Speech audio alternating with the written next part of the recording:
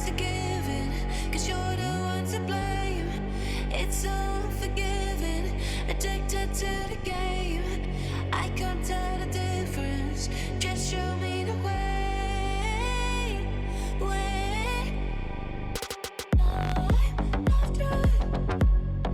Just one taste of your heart, and I've tried. Go anywhere, I've tried. Just one taste of your heart, and I've tried. I've tried. Just one taste of your heart, and I've tried. Go anywhere, I've tried. Just one taste of your heart, and I've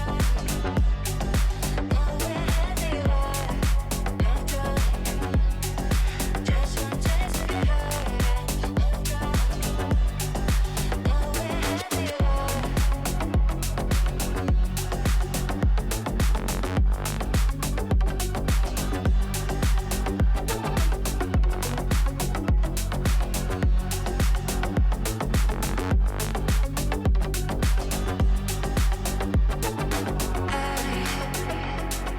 Go got a hazy mind, and I don't know why. I've tried. Just one taste of your heart, and I've tried. Go anywhere, I've tried. Just one taste of your heart, and I've tried. I've tried. Just one taste of your heart, and I've tried. Go anywhere, I've tried. Just one taste of your heart, and I've tried. Go Hello and welcome to Inspired Earth. Thanks for listening. We've got a lot of updates this week on some stuff that we've talked about in the past before we get into some new discoveries, and then we have a rescue at the end. So that's pretty interesting. We're going to start off with Neuralink and then go into Europa, and then we'll get into some newer stuff after that. But with Neuralink, we have the previous first guy that they had implanted.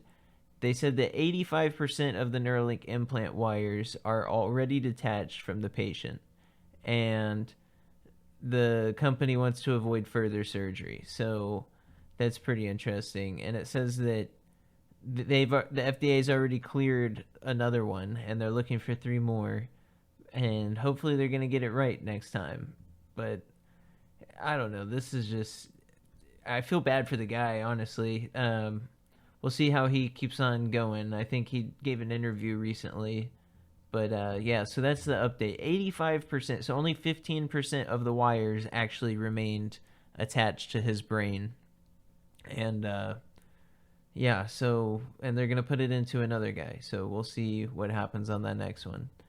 But so we're going to move on to Europa. And JPL and NASA released these pictures from Juno spacecraft during September 29th, 2022 flyby. And it's called a chaos feature, apparently, nicknamed the platypus. And that's this weird shape right here. I don't see a platypus, but I guess they did at some point. And so yeah, it's moved. And you see from this previous picture, definitely the cracks at the top have moved. And you see if I zoom in how pixelated this is? This is just crazy pixelated. I have seen pictures so much better from NASA and subsequently JPL. And how is it that we get these weird, over-the-top, grainy, like 70s looking pictures? I just don't understand it. We have so much more stuff, like higher resolution pictures of this picture. Like it should not just be digital, or I mean pixels. If I zoom in, you should be able to zoom in really far and see this clearly. But why is the public not ever allowed these high resolution pictures? That's something that is like really bothering me since I've been a little kid, really. And because I've seen some pictures just scrolling the internet.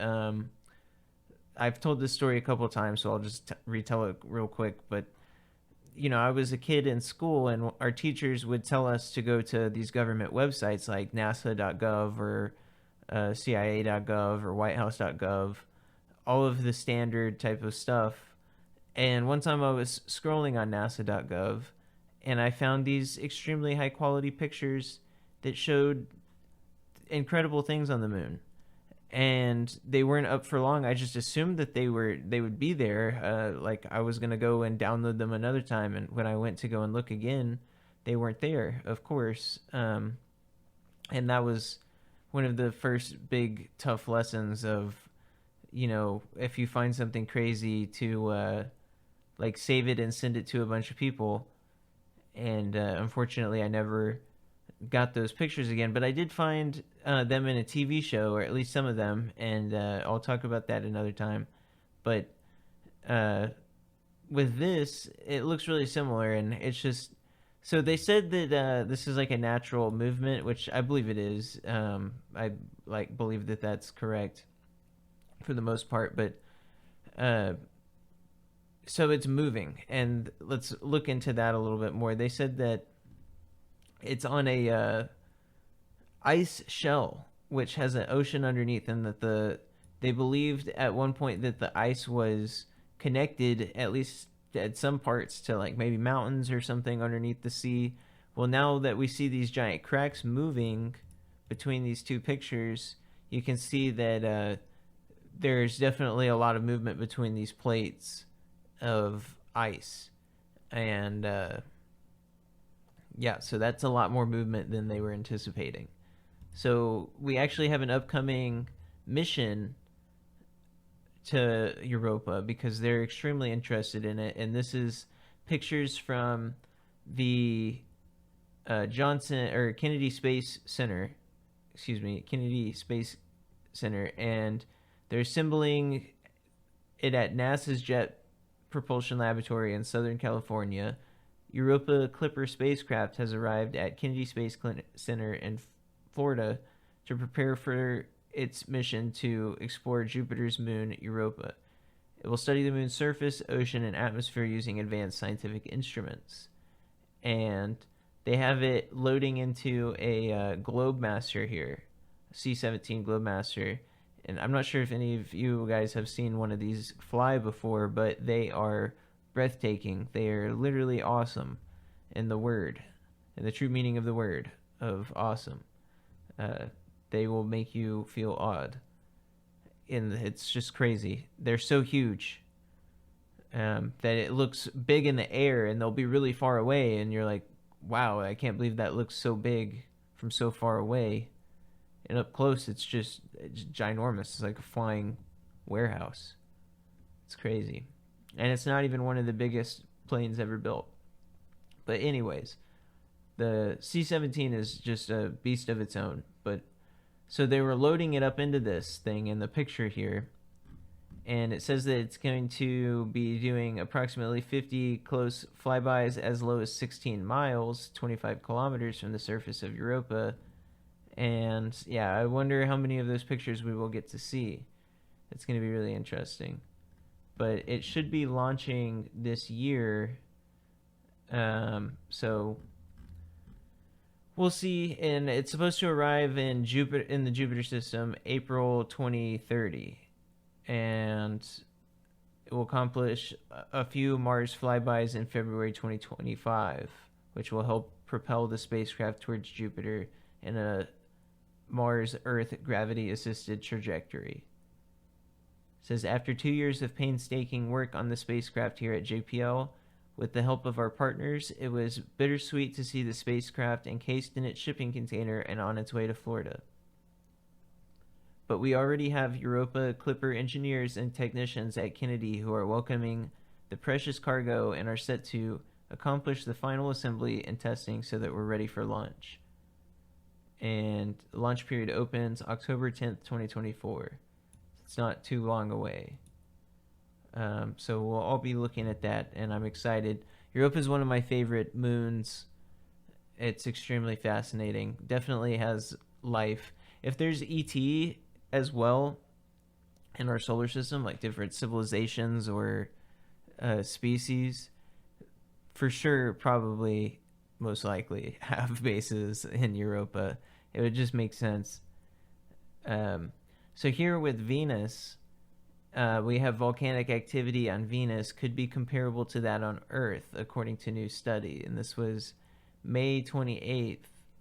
And scientists have found new evidence of volcanic activity reshaping the surface of Venus, which could even suggest that its activity rivals the present-day Earth.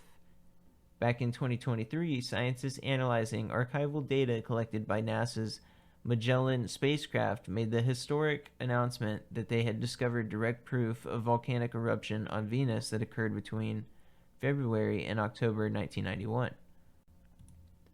The explosive force of the event had reshaped the crater on the enormous Mat Mons volcano located near the planet's equator, leaving it filled to the brim with burning lava. The discovery was a landmark moment as evidence of Venus's volcanoes helped scientists draw a clearer picture as to what has been happening beneath the surface of the tortured planet, and allows researchers to more clearly model its evolution and habitability. Now, scientists, combing back through the Magellan data, have found fresh evidence of volcanic activity on Venus, which may even suggest that the planet is host to a similar level of volcanism as Earth in the present day. To make their discovery, a team of researchers compared surface maps detailing the topography of two regions of the Venusian surface, as observed by the NASA spacecraft between 1990 and 1992. The first site of interest was the area surrounding Sif Mons volcano located on Venus's southern hemisphere, while the second was a region known as Niobe Planitia, which lies near the planet's equator.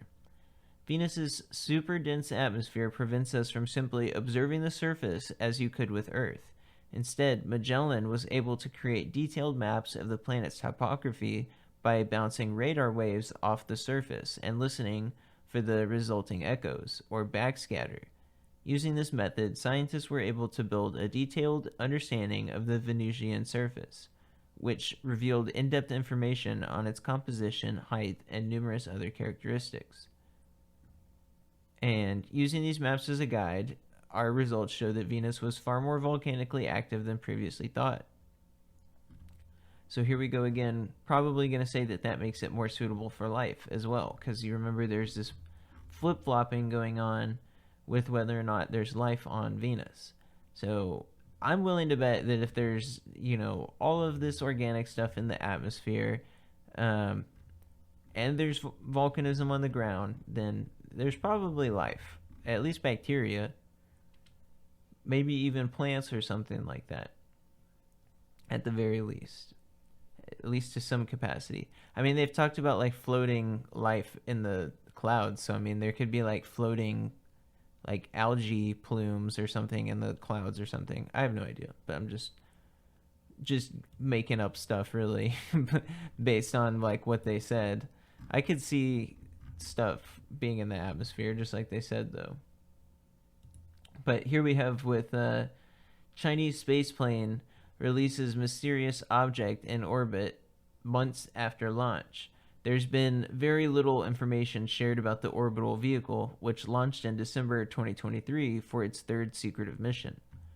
China's curious spaceplane is at it again, releasing an unidentified object into orbit that could signal the end of its mysterious mission. The U.S. Space Force is currently tracking the mysterious object, which the reusable spaceplane appears to have released on May 24th at around 3 p.m. Eastern Time. Jonathan McDowell, an astrophysicist at Harvard Smithsonian Center for Astrophysics, noted on X, "This object could be a sub-satellite deployment, or it could be a piece of hardware ejected prior to an end of mission and deorbit. The spaceplane's first flight did something similar. Will be interesting to see if the plane maneuvers or lands soon." Okay, this might be kind of crass for some people, but this is just the first thing that came to my mind. He's talking about ejecting hardware prior to the end of mission and deorbit. What if that's just like a poo sack or like a little like bathroom receptacle that they're just ejecting out, and we're like, oh, what is that? We gotta study it, and it's just feces. Because I mean, they've got to put it somewhere, right? And I think that that's a crude one. I'm not sure about that, but it would be funny if it was. But I do think that they have a crewed space plane. I'm not sure that this is the robot one. They would probably say the robot space plane if it was, but it may be. The space plane launched on December 14th on board a Long March 2F carrier rocket, which took off from Jiuquan Launch Center in China. Shortly afterward, the vehicle deployed 6 objects into orbit, which appeared to be emitting various signals. The recent unidentified object suggests that it could mean the spaceplane is getting ready to land soon, after 164 days in orbit. And it says the spaceplane is owned by China's Academy of Launch Vehicle Technology, a state-owned manufacturer that makes both military and civilian space launch vehicles. And the first inaugural flight took place in 2020. The second one was in 2022 and spent 276 days in orbit. And that they've released other mysterious objects without identifying the purpose, and very little is known about it. And as the name suggests, spaceplanes are airplane spacecraft hybrids that are launched into space by rockets, functioning as orbiting spacecraft once in space and then operating like regular aircraft in Earth's atmosphere. If proven successful, spaceplanes can become valuable reusable spacecraft, meeting the growing demands for satellite launches and other missions needing transportation to space. And it says that U.S. Space Force has its own from Boeing X-37, and we talked about that one before earlier in the year. And I think it's interesting that they're talking about here that the crafts can go from different functionalities, from in atmosphere to out of atmosphere, because we're getting closer and closer to being on par with some of these UFO type of crafts, which there's a lot of different types of UFO type crafts, you know. So, but our ability, it seems to be going up and go. If we were to add C into that, I mean, we would have a craft that can go into the same mediums that these other crafts can. So we've seen, for example, the ones off of the Navy, ones in the Atlantic. I'm blanking on the name right now. I gotta look it up. The USS Nimitz. I had to look it up. And several others. That these crafts go through the air and into the water and then into space. Or not necessarily in that order, but they can go through all three. So if we were to come up with a craft like that, we would at least have something that could do the same mediums. It wouldn't be going the same speed or doing the same stuff. And I'm not even talking about for like combat. I'm just talking about just to have. I'm sure all of these military people would be thinking of that in like a military capacity, but you know, humans can go and explore stuff. This doesn't have to all be about killing stuff. Like, I feel like if we were to move past that, we would be onto exploring stuff rather than killing each other for money. But anyways, yeah, hopefully one day we will get there. But that was just some thoughts that, like, we're inching closer to having better capability crafts pretty quickly, honestly. But on that note, we're going to talk about something from Tuesday, The White House on Tuesday announced steps to modernize a major roadblock to the clean energy transformation. America's aging electrical infrastructure. The new initiative between the feds and 21 states aims to make faster fixes and improvements to the grid, committing to building a bigger and more modern grid as part of a larger effort to reduce power outages and increase electrical transmission capacity, a massive hurdle to getting more clean energy on the grid and reducing the planet-warming pollution causing the climate crisis. The announcement came on the same day that hundreds of thousands of customers lost power in Texas during destructive storms Tuesday morning, following a deadly holiday weekend of severe weather across the South and Midwest. Weather-related power outages are on the rise as stronger storms put more pressure on outdated infrastructure, a recent report from a nonprofit research group, Climate Central, found. I have no idea who that climate group is. The White House and Department of Energy made the announcement at a summit for states, industry groups, and electrical regulators. Building on the Biden-Harris administration's legislative accomplishments and executive actions in tackling the grid modernization challenge, the initiative aims to bring together states, federal entities, and power sector stakeholders to help drive grid adaptation quickly and cost-effectively to meet the challenges and opportunities that the power sector faces in the 21st century. Earlier, the White House National Climate Advisor Ali Zaidi called the new initiative unprecedented and said it will drive grid adaptation quickly and cost effectively. We are investing tens of billions of dollars, the most significant public investment in a generation, to strengthen our grid to prevent power outages in the face of extreme weather, bolster U.S. energy security, and drive innovation. The U.S. currently has a major clean energy problem. There is more electricity from solar power alone waiting to get on the grid than the entire amount of energy currently on the grid. To combat the climate crisis and increase the amount of cheap energy from clean sources like wind and solar, the U.S. needs more modern high-voltage transmission lines. So that's all I'm going to read for that. I'm having to hold my tongue on some of these things, but I will say that with Germany, they are in a similar boat in that they built a lot of solar power, and they are having trouble getting the power onto the grid, just like we are. It said that we have more power waiting to get on the grid than on the grid right now. That same thing is happening in Germany, and I would call that growing pains rather than a failure.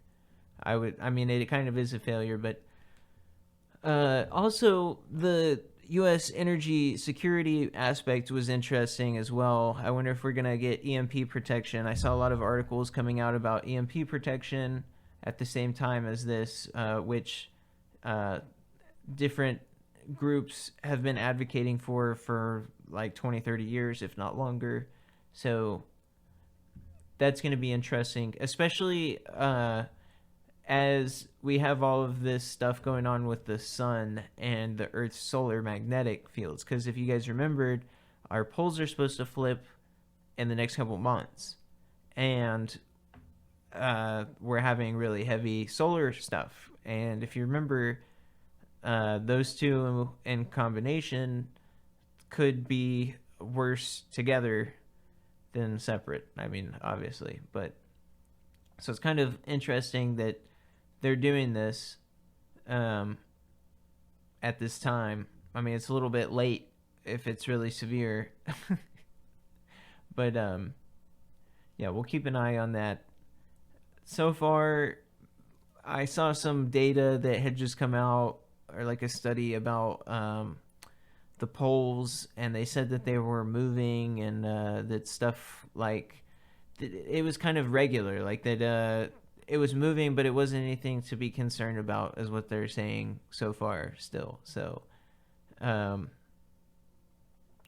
like the poles, like we said before, the poles flip, and that's just a regular thing. It doesn't mean that it's going to be catastrophic. And the poles flipping are different than pole moving.